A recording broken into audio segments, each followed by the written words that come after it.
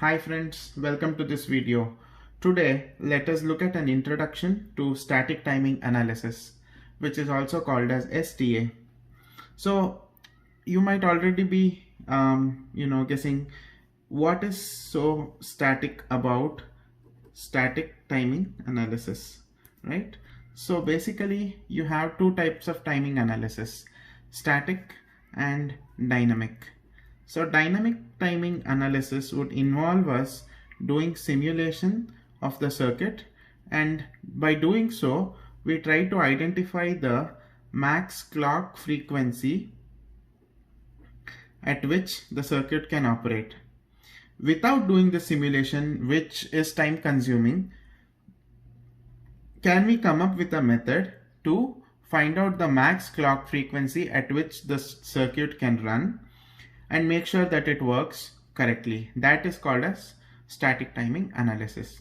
Now, there are two important things to consider.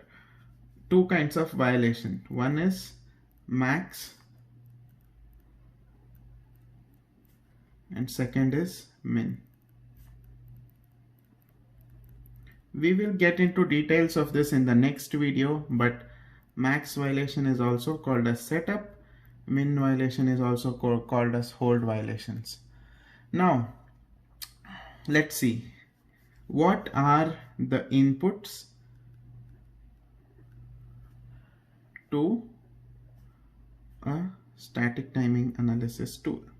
So first of all, what is a static timing analysis tool? So you have, if I could draw a black box, a tool, the output should be what are the max violations, min violations. This is the output, right? If I have a circuit, I want to know which paths are violating max and which paths are violating min, so that I know how to fix them, right? Or in other words, this is also called as setup. This is also called as hold. And how do we fix it? We can look at it in the future videos. However, so the input to this is your circuit, right? And also, what else do you need? You would be needing the corners, also called as timing corners, plus you would be needing the standard cell delay library, plus if you have any HIP or a macro, you would be needing the timing info of that as well. Now the circuit under question, let us see how we can describe it.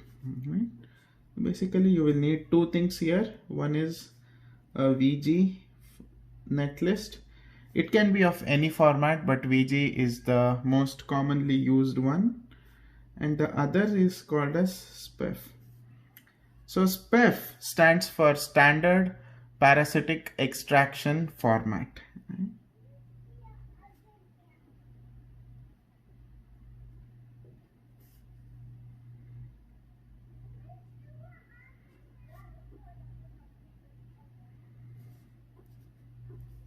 And this SPEF, it contains the RC information for every node of the circuit, right?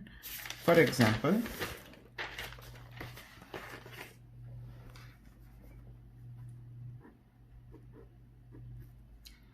I have a flop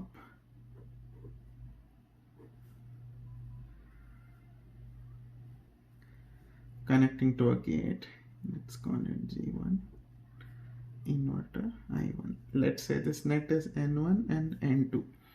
For each of these nets, N1 and N2, you will have both R1, C1, R2, C2. And bear in mind that these nets, logically it's one net, but there will be different segments. For example, if a cell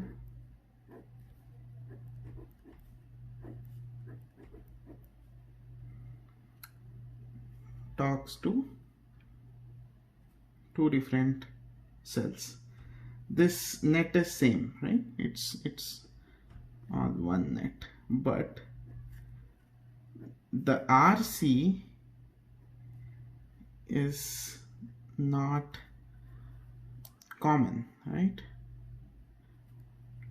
The delay for the signal to reach from this point to this point might be different from the delay is from this point to this point. Why? If you consider this, then you will have to consider this as a parallel load, and if you consider this, then this becomes a parallel load, right? So this information will be stored in the SPEF. Now going back,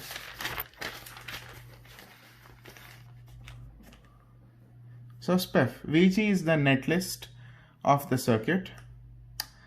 Timing corners are the different corners. So what are the different timing corners? It can be high VCC, it can be low VCC, it can be high temp, it can be low temp. So these are various corners at which the circuit can run, and we always make sure we run it in the worst extreme corners as well as the nominal corner. So when you run at the nominal corner, you try to fix as many violations as possible in the nominal corner. Once you clear those out, you will try to fix the remaining violations at the extreme corners. And if you fix violations at the extreme corner, anything in between these two would automatically be taken care of. This is the whole idea of static timing analysis. So the output will be max and min violations. You'll have a timing path, and in that timing path, so for example, it will be, the report will give you the following, right? The report, it will give you a start point, it will give you end point, it will give you the cell delays, net delays,